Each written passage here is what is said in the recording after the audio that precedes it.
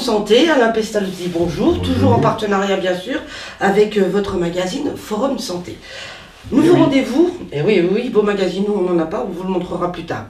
Alain, on a tous ce défaut, je crois. Oui, souvent.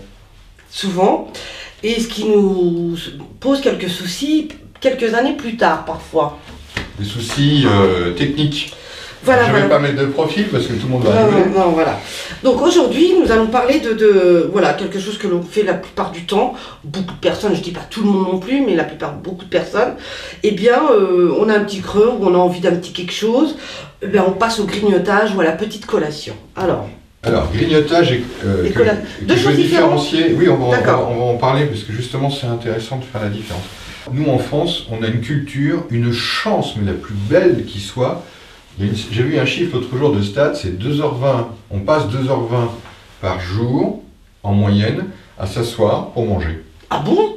Alors moi ça me paraît beaucoup. Bah moi aussi. Mais c'est une moyenne et je trouve ça absolument génial de dire que même si c'est pas 2h20, que c'est un certain temps, le temps sur un vrai repas est indispensable. C'est quoi? C'est 20 minutes minimum? Alors, pour la digestion. Il faudrait une demi-heure pour manger.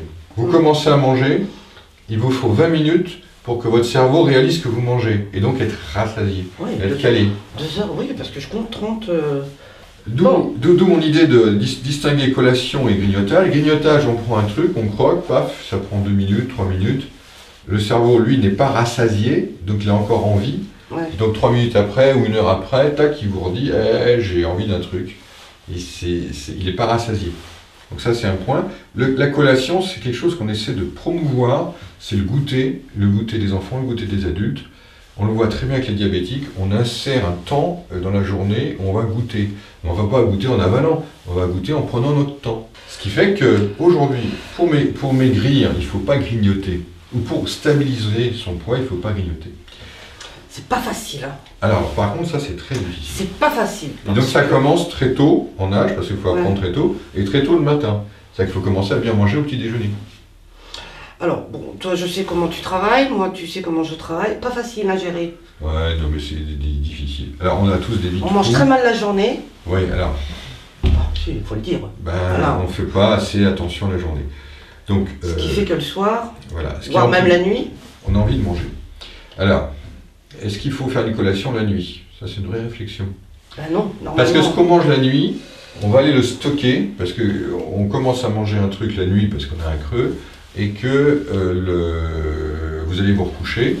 Toute l'alimentation qui est là va pas être utilisée, parce qu'on va pas marcher ou va pas bouger. Donc ça va gentiment aller se stocker sur les hanches, le ventre, enfin tous les endroits qu'on aime bien.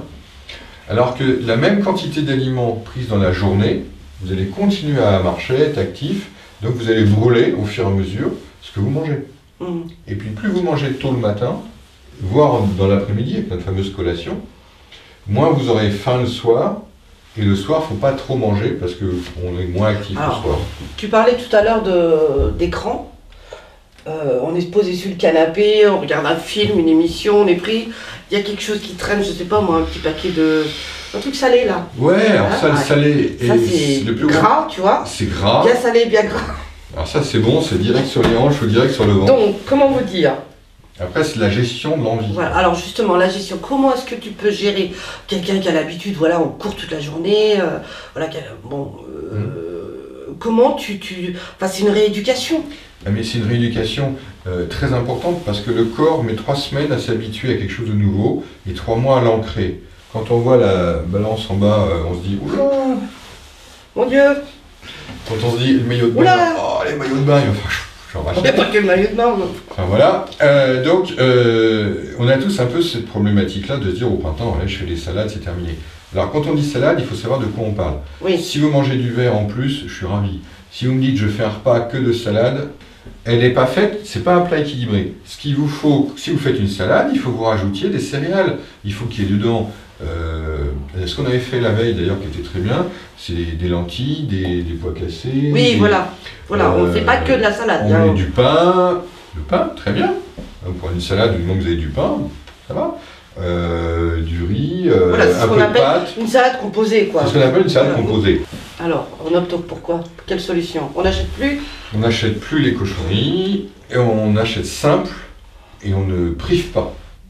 On se fait plaisir. On se fait plaisir. Et comme ça évite les cadenas dans le placard, dans le frigo, et vous levez la nuit. Et ça, c'est valable enfants, adolescents, Oui. adultes, pour tout le monde. Allez, on va se faire un petit plaisir. On va aller s'acheter des noix et des amandes. Merci beaucoup, Alain. À bientôt, merci, au revoir. Au revoir.